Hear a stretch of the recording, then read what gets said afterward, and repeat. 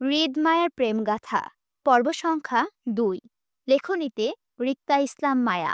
গল্প পাঠে আমি অরোরা ইসলাম। আমার জীবনে হঠাৎ আগন্তুকের আগমন ঘটেছিল ২০১৭-তে। সেবার আমি নবম শ্রেণীতে পড়তাম, দশম শ্রেণীতে উঠব। ডিসেম্বরের ১ তারিখে আমার ফাইনাল পরীক্ষা ছিল, আর নভেম্বরের ২ তারিখে ছিল আমার জন্মদিন। বলা যায় মাত্র ১ মাস ছিল আমার পরীক্ষার। তাহলে বুঝতেই পারছেন, ফাইনাল পরীক্ষার মতো জটিল বিষয়টা মাথায় রেখে ধেই ধেই করে নাচতে নাচতে আরিফ ভাইয়ের হাত ধরে চলে গিয়েছিলাম সেবার ঢাকা শহরে, জন্মদিনটা স্পেশালভাবে পালন করার জন্য। হয়েছিলও তাই। আমার জীবনের সবচেয়ে স্মরণীয় জন্মদিনটা ছিল ২০১৭-তে, আমার ১৬তম জন্মদিনের। সেই দিনটার কথা আজও মনে পড়লে বুকের ভেতর মুচড়ে ওঠে তীব্র ভয়ে। উফ, কি ভয়ঙ্কর পরিস্থিতির শিকার হয়েছিলাম আমি সেই রাতে ওই অচেনা লোকটির সাথে। চেনা নেই, জানা নেই, তারপরও হুট করে ওই লোকটির সাথে বেঁধে গেলাম। হুজুরটাই বুড়ো লোকটা যদি আমার চরিত্র নিয়ে কথা না বলতো, তাহলে হয়তো বিষয়টা অন্যরকম হতো। স্বাভাবিকভাবে আমি ওনাদের বোঝাতে পারতাম আসলে আমি সত্যিই বিপদে পড়ে ওনার কাছে সাহায্যের জন্য এসেছিলাম। কিন্তু তেমন কিছু হলো না। উল্টো কলঙ্কের তাকমা গায়ে মেখে ভয় দেখিয়ে বিয়েটা দিয়ে দিল একটা অপরিচিত লোকের সঙ্গে, যার নামটা পর্যন্ত জানা নেই আমার। যাকে আমি সাহায্য করতে চাইলাম বিপদগ্রস্ত বলে, তার সাথে আমার বদনাম রটিয়ে সোজা বিয়ে। উফ, কি পরিস্থিতির কথা ভাবতেই গা শিউরে ওঠে। আমার জীবনে এত জটিল আর স্মরণীয় মুহূর্তে দ্বিতীয়টা পাইনি, পাওয়ার কথাও না। বাপ ভাইয়ের পরিবারের ছায়াতলে বড় হয়েছি আমি, তাই কখনো সেভাবে পুরুষ মানুষের সঙ্গে চলাফেরা ছিল না, আর শুধু বাড়ির আপন পুরুষ ছাড়া। এই যেমন চাস্তো খালাতো ভাই বোন ছাড়া আর কি। আচ্ছা যাই হোক, এবার আসি মূল কথায়। আমার যার সাথে বিয়ে হয়েছিল, লোকটাকে আমি রাতের আধারে রাস্তার ল্যাম্পপোস্টের হলুদ আলোয় দেখেছিলাম সে রাতে। তারপর আমাদের সাহায্যকারীর বাসায়, মানে আমাদের সেই বাসায় যেই বাসায় বিয়ে হয়েছিল, সেই বাসায় দেখেছিলাম লোকটাকে প্রদীপের মৃদু আলোয়। মানে কারেন্ট ছিল না। সে রাতে বেশ ঝড়ঝাপটা তুফান হয়েছিল বলে সেই এলাকায় বিদ্যুৎ সংকটে ছিল। সেজন্য মূলত কারেন্ট ছেড়ে ছোট্ট একটা মোমবাতির অল্প আলোয় আমাদের দুজনের বিয়েটা দিয়েছিল কাজী সাহেব। আরিফ ভাইকে হারিয়ে ফেলা, কাজী সাহেবের হুমকি ধামকি, আবার অচেনা লোকটাকে নিয়ে ভয়, টেনশন, সবকিছু মিলিয়ে আমার অবস্থা ছিল যা তা বলার বাইরে। আতঙ্ক এতটাই ছিল যে ওই অল্প দেখা স্বামীর মুখটা আমি আর মনে রাখতেই পারিনি। মানে সোজা কথাই ভুলে গেছি আর কি। এমন না আমি ইচ্ছাকৃতভাবে অচেনা স্বামীর চেহারাটা ভুলে গেছি, তাকে মনে রাখতে চাই না বলে। আসলে সত্যি বলতে, আমি লোকটার চেহারা মনে রাখতে চেয়েছিলাম। এই জন্য সেই দিন রাতে শেষ প্রহরে পালিয়ে আসার সময় ঘুমন্ত স্বামীর মুখটা আমি বেশ ভালোভাবে দেখেছিলাম। জীবনের সেই দেখা বলে স্বামীর মুখটা স্মরণে রাখতে চেয়েছিলাম, কিন্তু ভাগ্যের আমার সহায় হলো না। আমার ছোট্ট মস্তিষ্ক থেকে আস্তে আস্তে স্বামী নামক লোকটার আবছা আলোয় মুখটা ধীরে ধীরে বিলুপ্ত হয়ে যাচ্ছে। আজকাল স্বামীর মুখটা স্মৃতিচারণ করলেও তেমন কিছু আসে না মস্তিষ্কে, শুরু ধোঁয়াশা একটা মুখ ছাড়া। তবে লোকটার বডি ফিটনেসে আর হাইটটা শুধু চোখে ভাসে ওই একটু আর কি। ফ্রিতে তো লোকটার নামটাও জানি না যে স্মরণে রাখবো বা খুঁজে বের করব। কি এক বিয়ে হলো আমার। হঠাৎ হওয়া স্বামীটা কেমন ধুম করেই বিলুপ্ত হয়ে গেল আমার জীবন থেকে। ২০১৭ সাল হওয়ায় ওই ঘটনার পর বিগত ১ বছর ৫ মাস পর আবারও আমার জীবনে এক নতুন মোড় নেয়। নবম শ্রেণী পাশ করলাম, দশম শ্রেণীর এসএসসি পরীক্ষা দিলাম, রেজাল্টও বের হলো। মোটামুটি ভালো রেজাল্ট পেয়েই পাশ করলাম। ২০১৯ সালের দিকে কলেজে উঠব। যথারীতি আমার কলেজ ভর্তি হওয়ার চিন্তাটা আমার বাপ ভাইয়ের ওপর ছেড়ে দিলাম বরাবরের মতোই। এতে অবশ্য আমার নিজস্ব কোনো মতামত নেই। পরিবারের মেয়ে, তারা যেখানে বলবে সেখানে ভর্তি হতে হবে আমাকে, এক কথা। তাই পড়াশোনার বিষয়ে কখনো মাথা ঘামাইনি। আমার সাথে অবশ্য এক দলে জুইও আছে। ওকেও আমার ছোট চাচা আমার সাথেই ভর্তি করাবে। যেহেতু আমরা দুজনে জন্মের পর থেকে একসঙ্গে হেলে দুলে বড় হয়েছি, পড়াশোনাও একত্রে করেছি, সেহেতু আমাদের আলাদা করা কারো চিন্তা আপাতত ছিল। তাই সহপাঠী হিসাবে জুইকে পাবো এটা নিশ্চিত ছিলাম আমি। আচ্ছা যাই হোক, পরিবারগত অনেক বুঝ পরামর্শ করার পর বাবা আর ছোট চাচার আদেশ হলো আমাদের দুজনকে চট্টগ্রামে ভর্তি করাবে। মানে আমাদের প্রথমে আরিফ ভাইয়ের ফ্ল্যাটে থাকতে হবে, পরবর্তী সময়ে যখন আমরা হোস্টেলে সিট পাবো তখন আমাদের দুজনকে হোস্টেলে দেওয়া হবে, এমনটাই কথা রইল। হলো তাই। ভর্তি পরীক্ষার জন্য সোজা চলে গেলাম আশুগঞ্জ টু চট্টগ্রাম শহরে। আচ্ছা, এখানে তোমাদের মধ্যে কেউ কি আশুগঞ্জ অথবা চট্টগ্রাম থেকে কেউ কি আছো? থাকলে অবশ্যই কমেন্ট করে জানাবে। আরিফ ভাইয়া তখন সবেমাত্র মাস্টার্স করছিল। সেই বছরই তার লাস্ট ইয়ার ছিল মাস্টার্সের। ভাইয়া ফাইনালিস্ট ছিল। চট্টগ্রামে ভাইয়ের লেখাপড়ার সুবিধার্থে থাকলেও চট্টগ্রাম শহরটার সাথে আমাদের আত্মীয়তার সম্পর্ক ছিল আরও একটা। সোজা কথা বলতে গেলে আমার নানু বাড়ি আর আম্মুর নিজ বাড়ি, সেই হিসাবে প্রতি বছর আমাদের যাতায়াত থাকতো চট্টগ্রামে। কিন্তু তারপরও আমার ওই চট্টগ্রাম শহরকে কোনোভাবে আপন মনে হতো না। এখানে পড়াশোনা নিয়েও ছিল বেশ আপত্তি। আমার ইচ্ছে ছিল আশুগঞ্জে কোথাও ভর্তি হব। সেখানে আমার স্কুলের সহপাঠীরাও ছিল, তাদের ছেড়ে আসতেও মন নারাজ। আমার এত এত নারাজগিটা চোখে দেখেনি কেউ, কানেও তুলেনি। ছোট মানুষ হওয়ায় পরিবারের বড়রা যা বলেছে সেটা শুনতে হতো আমায়। আমার আজও মনে আছে সেই দিনকার কথা। আম্মুর আঁচল ধরে কি কান্না টানাই করেছিলাম। উফ, কাঁদতে কাঁদতে গোটা একটা দিন খাওয়া দাওয়া বন্ধ রেখেছিলাম চট্টগ্রামে পড়তে যাব না বলে। তারপরও আমার এত বিদ্রূপ শূন্যে তুলে এক প্রকার বাধ্য হয়ে এসেছিলাম চট্টগ্রামে আরিফ ভাইয়ের হাত ধরে। প্রথম কয়েকদিন তোড়জোড় করে মন খারাপ চালিয়ে রেখেছিলাম বাড়ির সবার সাথে, যাতে একটু মায়া দয়া দেখিয়ে আমাকে এখান থেকে নিয়ে যায়। কিন্তু ভাগ্য আমার এবার হতাশ করলো। আমার ভীষণ রকমের মন খারাপেও আব্বু শক্ত মন নরম হলো না। আর না আমার এখান থেকে যাওয়া হলো। প্রচণ্ড অনীহা আর এক বুক কষ্ট নিয়ে আরিফ ভাইয়া আমাদের চট্টগ্রামে কলেজে ভর্তি করিয়ে দিল। আমাদের বাসা থেকে চট্টগ্রাম কলেজের দূরত্ব ছিল 10-15 মিনিটের মতো। তাই রোজকার মতো ভাইয়া আমাদের কলেজে নামিয়ে দিয়ে তারপর সে ভার্সিটিতে যেত। আরিফ ভাইয়া নিজের পড়াশোনার পাশাপাশি একটা কোচিং সেন্টারেও ক্লাস করতো টিচার হিসাবে। আর আমরা কলেজ শেষ করে বিকালের দিকে আরিফ ভাইয়ার কোচিংয়ের সেন্টারে যেতাম বই খাতা নিয়ে ক্লাস করতে। আমি আর জুই দুজনই ছিলাম মানবিকের স্টুডেন্ট। মূলত আমার ছোট থেকে রাজনৈতিক বিষয়গুলোতে প্রচণ্ড ইন্টারেস্ট ছিল বিধায় সেজন্য মানবিক নিয়ে পড়াশোনা করা আর কি। সত্যি বলতে রাজনৈতিক বিষয়গুলো থেকে রাজনৈতিক কূটনৈতিক বুদ্ধিগুলো আমার কাছে হেব্বি লাগতো বলেই বাসার সবাইকে না জানিয়ে নিজে নিজেই এই মানবিক বিভাগে ঢুকেছিলাম নবম শ্রেণীতে। জুই অবশ্য প্রথমে সায়েন্স নিয়ে পড়াশোনা স্টার্ট করেছিল, পরে সায়েন্সের বইয়ের সাথে উঠতে পারেনি বলে বাধ্য হয়ে সায়েন্স থেকে মানবিক শাখায় আমার সাথে যোগ হয়। কিন্তু কে জানতো আমার এই অত্যাধিক পরিমাণে রাজনৈতিক পছন্দ করাটাই যে আমার ভবিষ্যতের সঙ্গে জড়িয়ে যাবে সেটা। হা হা হা হা। আমার বাল্যকালের মজা করাটা আজ আমার উপরে ভারী হয়ে পড়ে গেল। এই জন্য মানুষ বলে কোনো কিছু নিয়ে মজা করতে নেই। সময়ের ব্যবধানে সেই বিষয়গুলো তোমার উপরে পড়তে বেশিক্ষণ লাগে না। সেটা আমি আজ হাড়ে হাড়ে টের পাচ্ছি। পাবারই কথা, মূলত আমি সবসময় ক্লাসমেট বা কাজিনদের জোর গলায় বলে বেড়াতাম আমার রাজনৈতিক পছন্দ, নেতাদের ক্ষমতা পছন্দ, তাদের কূটনৈতিক বুদ্ধিগুলো পছন্দ। ভবিষ্যৎ মন্ত্রী হওয়ার ইচ্ছা মাঝে মধ্যে প্রকাশ করতাম বোকার মতো। আমার এই অতি আগ্রহের কথাগুলো আমার বান্ধবীরা শুনতো মনোযোগ সহকারে। তারপর বুক ভরা দোয়া দেওয়ার আগে মাইশা বলতো, শোন মায়া, তুই মন্ত্রী হলে আমাদের কি উপকার করবি সেটা আগে হিসাব নিকাশ কর। ফ্রিতে তো দোয়া আর ভোট কোনোটাই দেওয়া যাবে না, তাই না? দেখ মায়া, আমরা 6 বান্ধবী আছি তোর। আমাদের ডিমান্ড কিন্তু তেমন কিছু না। শুধু প্রত্যেককে একটা করে সরকারি চাকরি আর বিসিএস ক্যাডার জামাই পাওয়াই দিবি, ব্যাস এইটুকুই। শুন মায়া, প্রেম না হয় আমরা কম্প্রোমাইজ করে নিব। 6 বান্ধবী বেসরকারি বা বেকার পোলাপানের সাথেই করে। কারণ অসহায় পোলাপানদেরও তো একটা জাতিগত অধিকার আছে সুন্দরী মায়াগুলোকে একটু প্রেম করার। সেই আত্মত্যাগে প্রেম করব বেকার ছেলের সঙ্গে। কিন্তু জামাইয়ের বেলায় কিন্তু নো কম্প্রোমাইজ। জামাই কিন্তু আমাদের বিসিএস ক্যাডারই লাগবে বলে দিলাম, নয়তো আমাদের সবার ভোট আর দোয়া তোর জন্য ক্যান্সেল। আমাদের বান্ধবীদের কথা তদারতিতে দ্রুততার সঙ্গে মাহি বাধা দিয়ে বলল, দোস্ত দোস্ত, রিক্তাকে মন্ত্রী হওয়ার দোয়াটা তাড়াতাড়ি ক্যান্সেল কর, ক্যান্সেল কর। এটা রং নাম্বার। রিক্তা ভবিষ্যৎ মন্ত্রী হওয়া মানে আমাদের দেশের ঘোর বিপদ ডেকে আনা। রিক্তা যে বোকা গিলু, দেখা যাবে ওর সামনে দিয়ে পুনরায় পাকিস্তানরা আমাদের দেশ নিয়ে যাবে কূটনীতিক করে, আর ও কিছু বুঝতেই পারবে না। দেশ বলে কথা, বিপদে ফেলা যাবে না। তাই রিক্তার মন্ত্রী হওয়ার দোয়াটা ক্যান্সেল। তুই বরং রিক্তার জন্য একটা নেতা জামাই দোয়া করে দে, শক্তপোক্ত দোয়া। কালো, বেটে, অসুন্দর ভুঁড়িওয়ালা যেমনই হোক, ব্যাস মন্ত্রী হলেই চলবে। কিরে, চলবে না? মাইশার কথার পাশ থেকে ফোড়ন কাটতো সুমি। অতি উৎসাহে বলতো, হ হ, মাইশা ঠিক কইছে। রিক্তারে মন্ত্রী বানায় দেশে বিপদে ফেলার দরকার নাই। রিক্তা থাক, তোর মন্ত্রী হওয়া লাগবে না। মন খারাপ করিস না দোস্ত।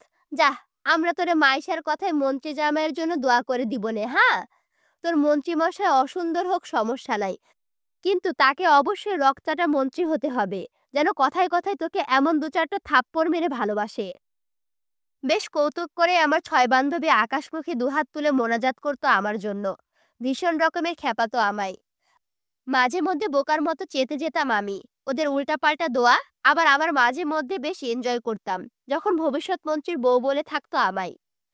এই একটা কথাই কখনো আমি চেতে যেতাম না, বরং ভালো লাগতো। পছন্দের রাজনৈতিক বলে কথা, নেতা জামাই পাইলে সমস্যা কি, বরং ভালো লাগবে। মনে মনে যেমন বান্ধবীদের দোয়া করা নিয়ে খুশি থাকতাম, তেমনি ভয়ে ভয়ে থাকতাম এই ভেবে যে আমায় দেখে জীবনে একটাও ইয়াং নেতা ছিল না। সবগুলো নেতা ছিল কেমন বুড়ো, মোটা তাজা আর কালো ভুঁড়িওয়ালা বয়স্ক লোক। এখন বান্ধবীদের দোয়াতে যদি বুড়ো জামাই পাইতো, বুড়ো জামাই কি শুধু আমায় ধরে ধরে মারবে নাকি? আমার এত সব চিন্তাতে জল ঢেলে দিয়ে গেল ওই হঠাৎ হয়ে যাওয়া বিয়ের পরপরই। আজ বছর দেড়েক হলো আমি কাউকে বলি না আমার রাজনৈতিক পছন্দ বা মন্ত্রী সাহেবও পছন্দ। কেউ এ নিয়ে মজা করলেও চুপ থাকতাম। বিয়ে নিয়ে আমার হঠাৎ চুপ থাকার কারণটা আজও কেউ ধরতে পারল না। পারবে কিভাবে? আমি কাউকে আজ পর্যন্ত আমার হঠাৎ হওয়া বিয়ের ঘটনাটা খুলে বলি না। এই ভয়ে যে বিয়ের মতো এত বড় একটা জটিল ঘটনা শুনলে সবাই আমাকে দোষ দিবে। তাছাড়া পরিবার যখন আমাকে এই বিয়ের ব্যাপারে কিছু বলবে, তখন আমি কি বলবো তাদের? আমার কাছে তো উত্তর নেই। তাছাড়া আমার আব্বু ভীষণ রকমের রাগী আর জেদি মানুষ। উনার কানে এই খবর যাওয়া মানে আমাকে কেটে নদীতে ভাসিয়ে দেওয়া। আব্বু ভয়ে আজ পর্যন্ত আমি জুঁইয়ের সাথে পর্যন্ত বিয়ের বিষয়টা শেয়ার করিনি। ভবিষ্যতে কখনো করব বলেও মনে হয় না।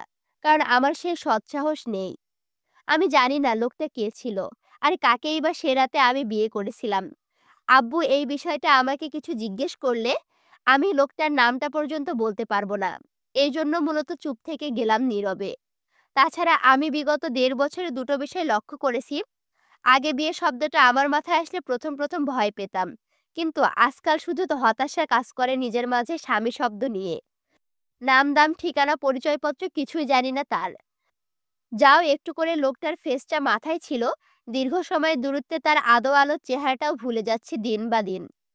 আমার কপালে কি আছে কে জানে, কিন্তু সেই মানুষটার জন্য আমার জীবন যেন থেমে আছে। অদ্ভুতভাবে আজও তার কথা আমার স্মৃতিতে গেঁথে আছে দৃঢ়ভাবে। নিশ্চিত জীবনে অনিশ্চিত স্বামী দেখা ইহজীবনে পাবো না বলে এটাও জানি। তারপর লোকটা আমার মস্তিষ্ক জুড়ে বিচরণ। দীর্ঘ মনস্তাত্ত্বিক বিষয়ে ভেবে দীর্ঘ নিঃশ্বাস ফেললাম। আমার জীবনে ফেলে আসা দিনগুলো আবারও একবার স্মৃতিচারণ করলাম বিছানায় পা দুলাতে দুলাতে। বুক ভারী নিঃশ্বাস ফেলে ঘাড় ঘুরিয়ে তাকালাম জুঁইয়ের দিকে। মেয়েটা সেই তখন থেকে সেজে যাচ্ছে, থামাথামি নাই। ১ ঘন্টার বেশি সময় হবে আয়নার সম্মুখে বসেছে সাজতে। তারপরও সাজ কমপ্লিট হলো না মেয়েটার। আজব। এবার বেশ বিরক্তিতে কপাল কুঁচকে আসলো আমার। জুঁইয়ের সাথে এত দেরিতে। আজ আমাদের কলেজের নবীনবরণ অনুষ্ঠান। আমাদের ক্লাস অবশ্য আরও মাসখানেক আগে থেকে শুরু হয়েছিল, কিন্তু আমাদের নবীনবরণ অনুষ্ঠানটা একটু দেরিতে হচ্ছে, বিশেষ কিছু অতিথিদের জন্য। বলতে গেলে আমাদের কলেজের ফাউন্ডার্সদের জন স্যারদের সাথে নাকি অনুষ্ঠানটা পিছোতে হয়েছে। এটা আমাদের সিনিয়রদের বলা কথা। ভাই, প্রতিষ্ঠানের ফাউন্ডার্স বলে কথা, তাদের জন্য ১ মাস কেন, চাইলে ৫ মাসও পিছাতেও কারো সমস্যা হবে না। যাই হোক সেসব কথা। কলেজ নিয়ে আপাতত আমার মাথা ব্যথা নেই। কে আসলো কে গেল সেটা আমাদের দেখার কথা না। আমার বিষয় হচ্ছে এই মুহূর্তে জুঁইকে নিয়ে। মেয়েটা এখনো বিরতিহীনভাবে সেজে যাচ্ছে। সামান্য একটু অনুষ্ঠানের জন্য এত সাজতে হবে? আজব। এবার আমি বেশ চটে গিয়ে রাগী গলায় বললাম জুঁইকে, অসভ্য মায়া, আর কতক্ষণ আমাকে এভাবে বসিয়ে রেখে সাজবি? সামান্য একটা অনুষ্ঠানের জন্য তোর এত সাজতে হবে? লাইন মারতে যাবি কলেজে? আরিফ ভাইয়ের কাছে গিয়ে বিচার দিব তোর নামে, দেখিস। আমার চেতে যাওয়াতে তাড়াহুড়ো করে জুঁই আয়নার সম্মুখে ঝুঁকে পড়ে লিপস্টিক লাগাতে লাগাতে বলল, শুধু শুধু রাগিস না ঋতু, এই তো শেষ আমার, আর অল্প। জুই, এবার কিন্তু তুই বাড়াবাড়ি করছিস। সত্যি আমার গরম লাগছে এই মরার শাড়ি পরে। তুই কি উঠবি নাকি আমি তোকে ফেলে চলে যাব ভাইয়ার সাথে? আয়নার সম্মুখে থেকে তাড়াহুড়োয় মেকআপের জিনিসপত্র গোছাতে গোছাতে ব্যস্ত ভঙ্গিতে জুই বলল, সরি সরি বোন, এই তো শেষ আমার। চল চল, দ্রুত, আমাদের দেরি হয়ে যাচ্ছে। অনুষ্ঠান শুরু হয়ে গেলে সিনিয়রদের প্যারায় পড়ে যাব আমরা আবার। চল চল। জুয়ের হঠাৎ এত তাড়াহুড়োতে গাঢ় দৃষ্টিতে তাকিয়ে থেকে ঠোঁট উল্টালাম। মেয়েটা সত্যিই পাগল। একে তো নিজেই দেরি করবে, তারপর আবার সেটা নিয়ে নিজেই আফসোস করবে। অদ্ভুত। আজ আর আমরা কেউ আরিফ ভাইয়ের বাইকে চড়লাম না।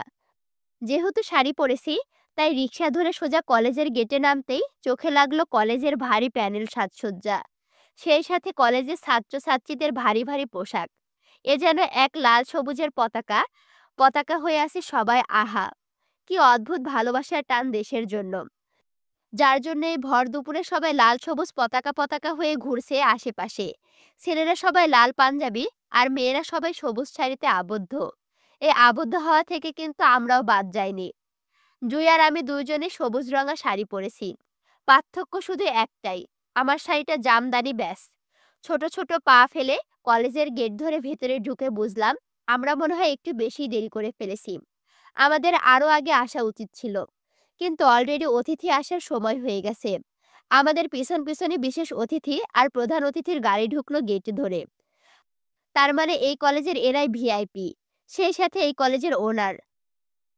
ছাত্রী জনসভায় আমি গিয়ে বরাবরই পেছনের সারিতে বসলাম। যেহেতু দেরিতে এসেছে, তাই আপাতত আমাদের জায়গাটা পেছনের সারিতেই হলো। আমার হাতে ফোন নেই, জুয়ের হাতে আরিফ ভাইয়ের একটা ফোন আছে। সেটা দিয়ে সে অলরেডি ছবি তোলা শুরু করে দিয়েছে। আমি বিরক্তি ঝেড়ে ঘাড় ঘুরিয়ে পেছনে তাকালাম, গোল গোল চোখে। তৎক্ষণাৎ দৃষ্টিতে ভিড়ল অতিথিদের জাঁকজমকপূর্ণ বেশ কয়েকটা সাদা কালো গাড়ি। গেট ধরে ভেতরে ঢুকছে তারা। সিনিয়র ভাইয়া আপুরা সারিবদ্ধভাবে দাঁড়িয়ে তাদেরকে ফুল ছিটিয়ে বরণ করছে। সেই বরণে স্যাররাও দাঁড়িয়ে আছে হাতের ফুলের তোড়া নিয়ে। দূর থেকে অল্প অল্প চোখ লাগলো আমার। তিনটা গাড়ি থেকে তিনজন মানুষকে বের হতে দেখলাম, ধবধবে সাদা পাঞ্জাবি পরিহিত অবস্থায়। একজন বেশ বৃদ্ধা, আর একটা বয়স্ক টাইপের লোক, সাদা পাকা দাড়ি আর চুলে ভরপুর উনার। দ্বিতীয়জন অর্ধবয়স্ক হবে, বয়সটা শার্টের ঊর্ধ্বে হবে। উনার চুলগুলো দূর থেকে ঠাহর করতে পারছি না কতটা পাকা হবে, কিন্তু তৃতীয়জনকে দেখে চোখে লাগাম মতন ছিল।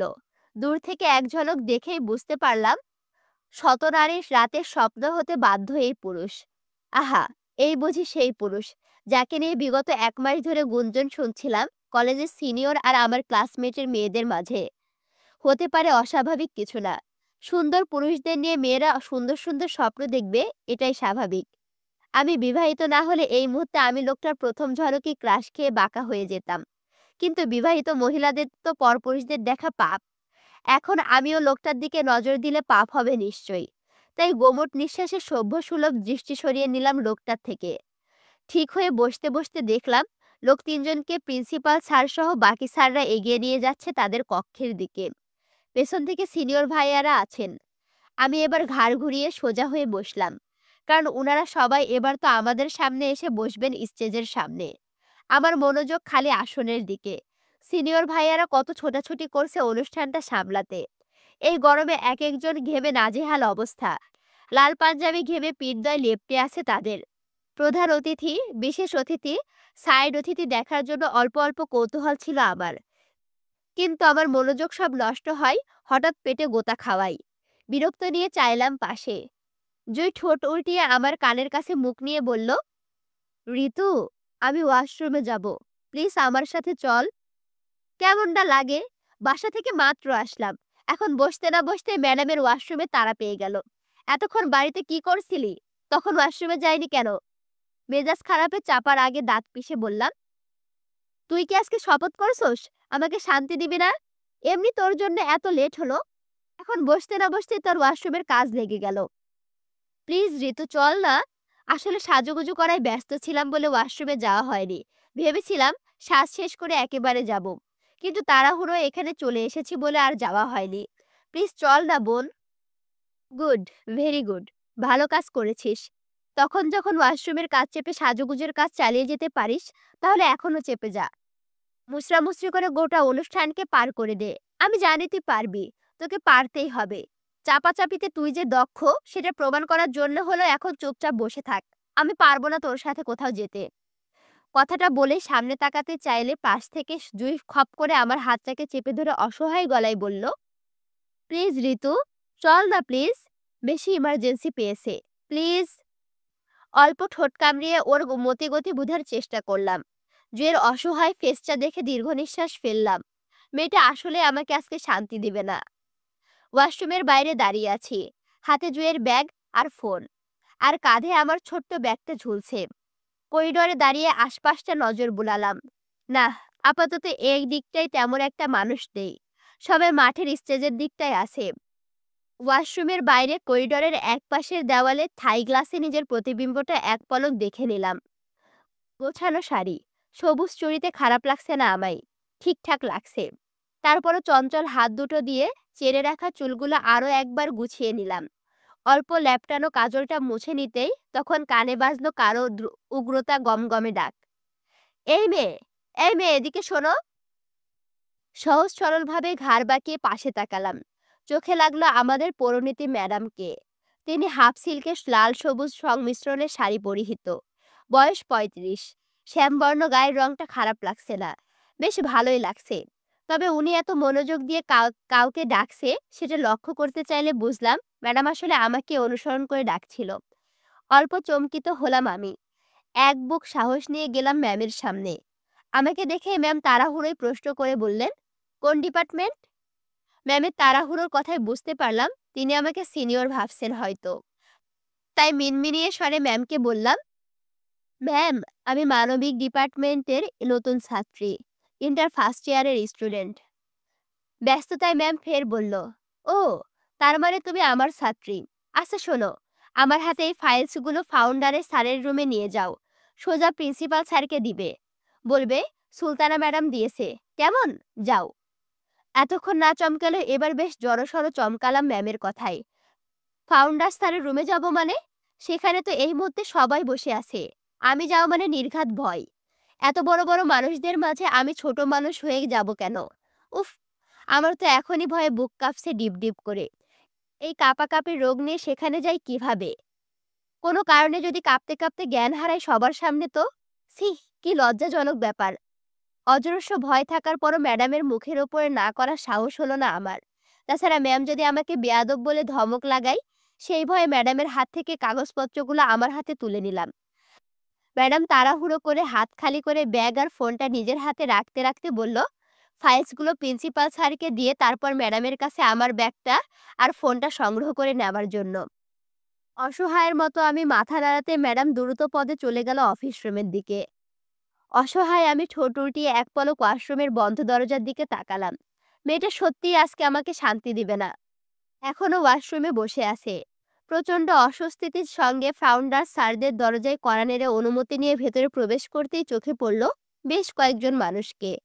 বিশেষ করে অতিথি সবার সবাই এখানেই বসা। তার মানে তারা এখনো স্টেজে ওঠেনি। আমি এই প্রথম কলেজের ফাউন্ডার্সদের সরাসরি দেখলাম। দেখতে সবাই মাশাআল্লাহ। তিনজনে সাদা ধবধবে পাঞ্জাবি পরিহিত। ওনাদের সবাইকে দেখে সর্বপ্রথম আমার মাথায় যেটা আসলো সেটা হলো, ওনারা সবাইকে নেতার বংশধর নাকি? কি চাই? ভরাট গলার প্রিন্সিপাল স্যারের হঠাৎ প্রশ্নে থতমত খেয়ে গেলাম আমি।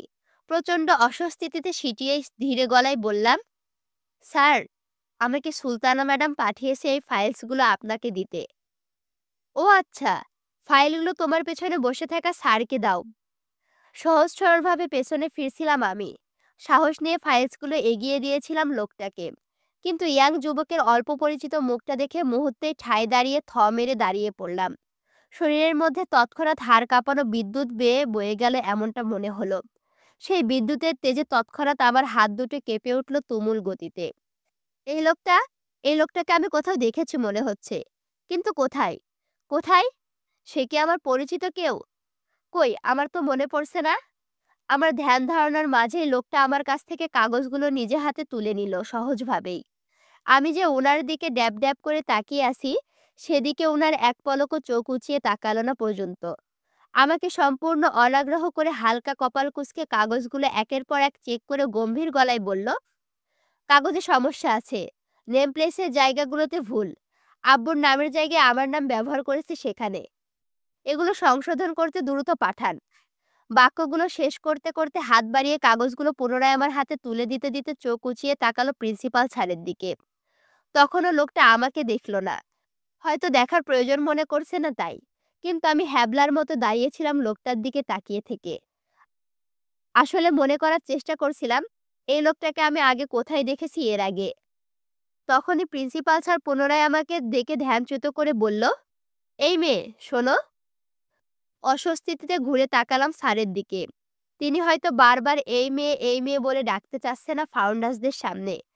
তাই সহজভাবে আমার নাম জিজ্ঞেস করে বললেন, নাম কি তোমার? প্রচণ্ড অস্বস্তিতে মিনমিনিয়ে স্বরে বললাম, রিক্তা।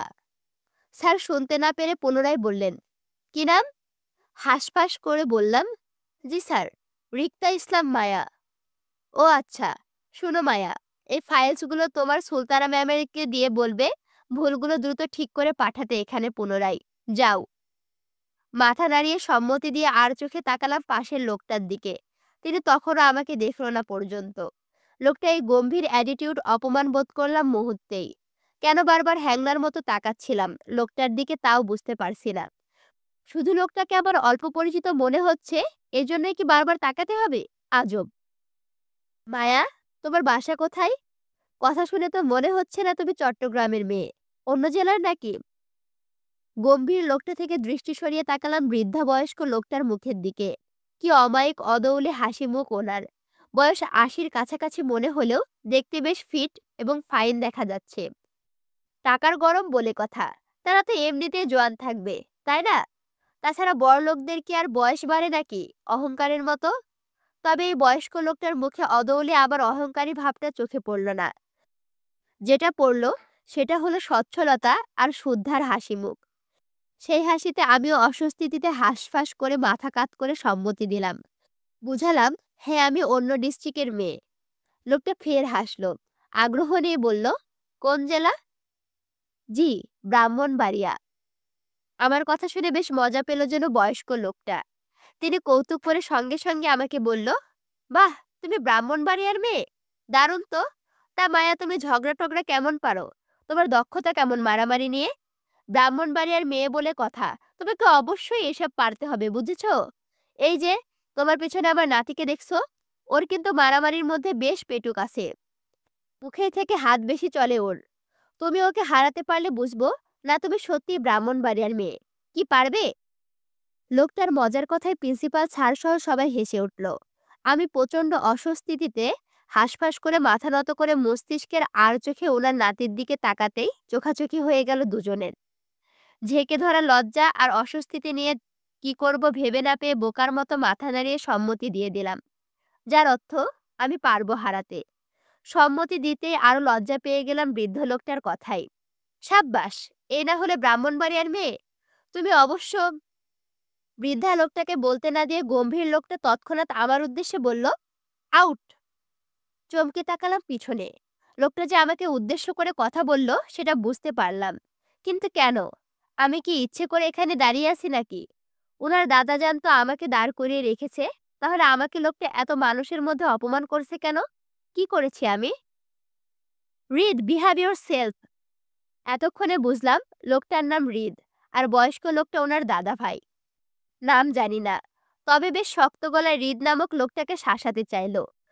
কিন্তু ততক্ষণে লজ্জার অপমানে আমার চোখে জল চলে আসার উপক্রম হলো। রিদ নামক লোকটা ওনার দাদা ভাইয়ের কথা আবারও উপেক্ষা করে ফের আগের ন্যায় আমাকে উদ্দেশ্য করে বলল, আই সে গেট আউট। আর দাঁড়ালাম না। অপমানের বিরতের সহিত ছলছল প্রিন্সিপাল স্যারকে বলে চলে আসতে চাইলাম। দরজা অবধি গিয়ে হঠাৎই কি মনে হলো পেছন ফিরে আবারও তাকালাম অল্প করে। সাথে সাথে চোখাচোখি হলো দুজনার। উনি তখন আমার দিকে কপাল কুঁচকে তাকিয়ে আছে। উনার দৃষ্টিতে স্পষ্ট সন্দেহের ঘোর ছিল, কিন্তু কিসের এত সন্দেহ ছিল তা জানি না। তবে লোকটার অপমানটা আমার বেশ গায়ে লেগে উঠল। ফাউন্ডার স্যারকে কক্ষ থেকে বের হয়ে হালকা ফুপিয়ে উঠলাম কান্নায়। বেশ লজ্জা পেয়েছিলাম এতগুলো অপরিচিত মানুষের সামনে সেই দিন আমি। সেই লজ্জা ছুটে বেশ করে কাঁদতে ইচ্ছে করেছিল আমার। তারপরও নিজেকে সংযম করে ম্যামের কাগজপত্রগুলো দিয়ে চলে আসলাম বোকার মতো নিজের ব্যাগ আর ফোন না নিয়ে। অপমানের লজ্জাটা এত বেশি লাগছিল যে মনেই ছিল না আমার ব্যাগগুলো ম্যামের কাছে থেকে নিতে হবে। শোনো আমার জনগণ, তোমাদের জন্য নতুন করে শুরু করলাম হৃদ মায়ের প্রেমগাথা উপন্যাসটা। তোমরা বেশি বেশি করে লাইক কমেন্ট শেয়ার করো। যত বেশি রেসপন্স করবা তত বেশি ভিডিও ছাড়ার আগ্রহ থাকবে। তাড়াতাড়ি করে উপন্যাসটা শেষ করে দেব। তোমরা রেসপন্স করো না দেখে তো আমি উপন্যাস মাঝপথে ছেড়ে দেই। এরকম করলে হবে বলো? যাই হোক, লাইক কমেন্ট শেয়ার করো। এখনো যদি আমার চ্যানেলটি সাবস্ক্রাইব করে না থাকো অবশ্যই সাবস্ক্রাইব করে আমাদের পাশে থাকো, এবং নেক্সট কোনো উপন্যাস শুনতে চাইলে সেটাও বলো, আমি ভিডিও রেডি করতে থাকি। আল্লাহ হাফেজ।